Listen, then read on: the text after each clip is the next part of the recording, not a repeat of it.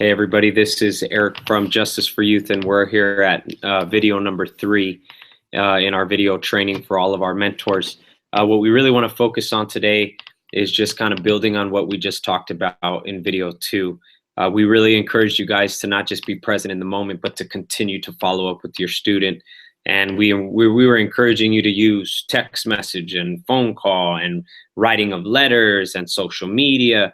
But in that process, we also want to do a good job in training you to create boundaries in those processes, so that we're having guardrails, and there can never be, a time where a student or a parent or a friend or family member could say, hey, this person's maybe messaging too much, or the messages are inappropriate or at the wrong time, et cetera, et cetera.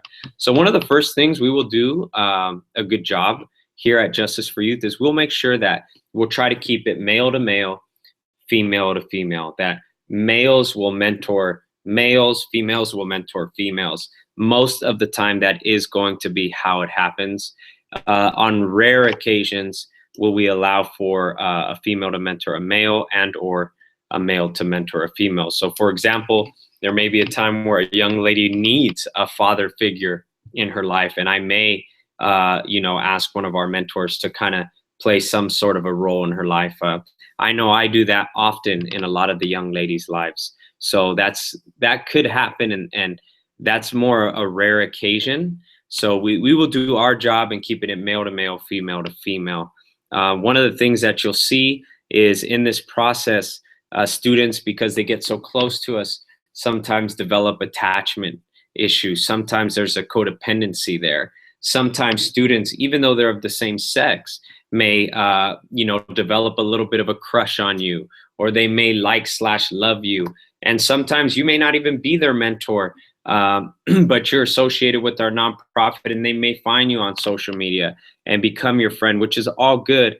But you just need to really be careful, because working with sometimes students who are coming from dysfunction, sometimes dysfunction follows, and there's no boundary that they know of that's existed in their life.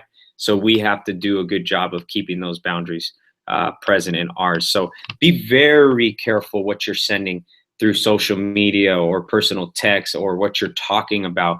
Never go too heavy into conversations that may be borderline inappropriate.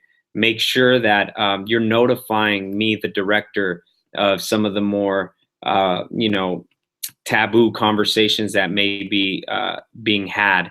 Another thing you want to do is make sure that you're not messaging at inappropriate hours or times.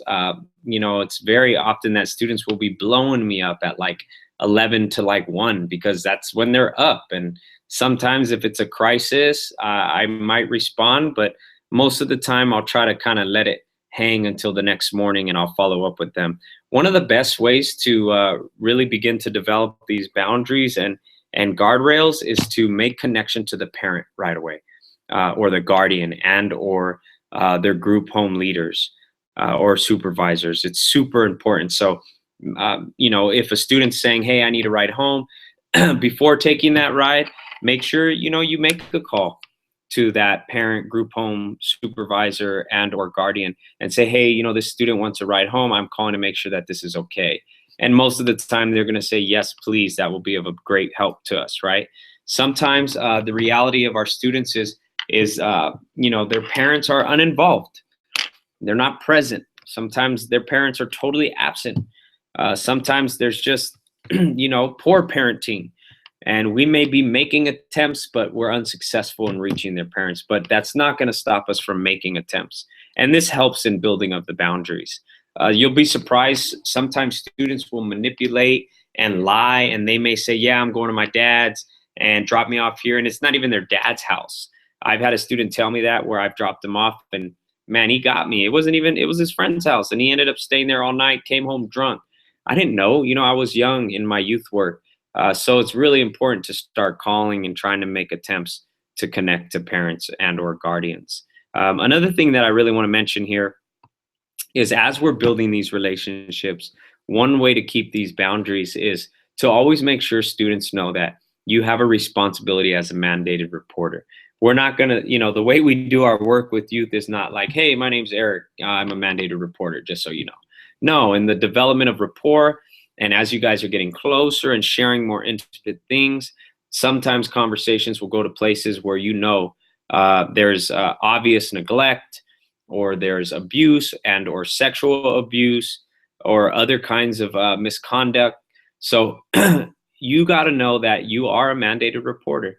If there's a suspicion of any of those things, the first thing you need to do is you need to make myself aware of it. And then I will take it off of your shoulders. Your responsibility is to tell me, and I handle all of the reporting, whether that be to CPS, DCFS, or so on. Sometimes some of our mentors may come in, and because they're new to our work, they're like getting blown away with some of the things these kids are sharing. And it's like every other visit, they're saying, man, Eric, you got to know about this, and you got to know about this. And I think that's a good thing that we're communicating, because I will often know more about the student and their background. And sometimes I'll tell you, hey, this student already has an open case, but thank you for telling me. Or, hey, this student is receiving mental health services, but thank you for telling me. So it's important to know what kinds of supports they're getting. And it's important to open those lines of communication and know that you have a responsibility as a mandated reporter. I will always often tell students when it gets to that point, hey, I love and I care about you, and I'm here to support you. And part of that process is when I start hearing things like this, I want you to know that my job is to protect you. And if I have to be the person to blow the whistle, I have no problem doing that, I tell them. And you'll be surprised, sometimes students are actually searching or seeking for somebody to advocate for them or support them, and they will allow you to blow the whistle. Sometimes they're even telling you so that you can blow the whistle. And I will often tell kids, I'll be the bad guy. I don't mind.